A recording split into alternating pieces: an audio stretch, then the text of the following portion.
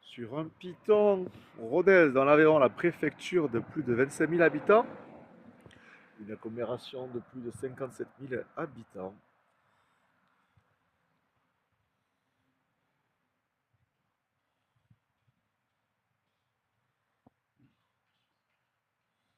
Au sommet d'une butte dans une boucle de l'Aveyron, le site naturellement défensif de Rodez, à 634 mètres d'altitude, est favorable à l'implantation humaine. D'abord, l'oppidum du peuple gaulois des Rutènes, dont elle tira son nom, la ville romanisée, est dotée de plus grands, vastes forums du sud de la Gaule.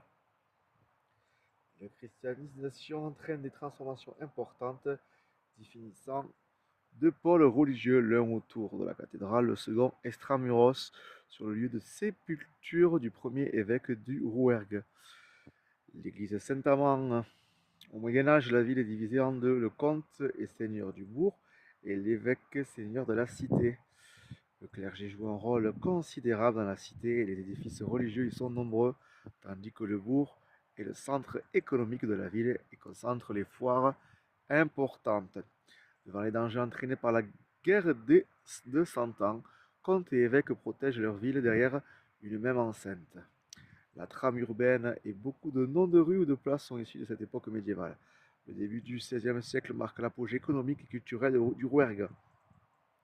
À Rodez, les évêques François d'Estaing et Georges d'Armagnac s'entourent d'érudits, favorisant une vitalité artistique, dont les témoins la cathédrale Notre-Dame de Rodez. Dans cette période d'essor, les plus riches marchands finissent bâtissent de vastes demeures, parfois très décorées.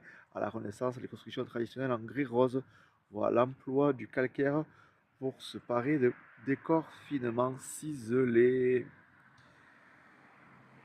À l'époque moderne, Rodez perd peu à peu son aspect fortifié. Les anciens fossés et les portes sont démolis. On aménage une nouvelle entrée vers l'ouest, précédée d'une promenade plantée de tilleuls.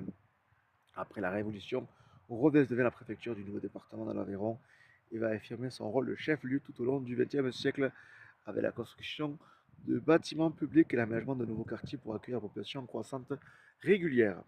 Dans les années 1990, la construction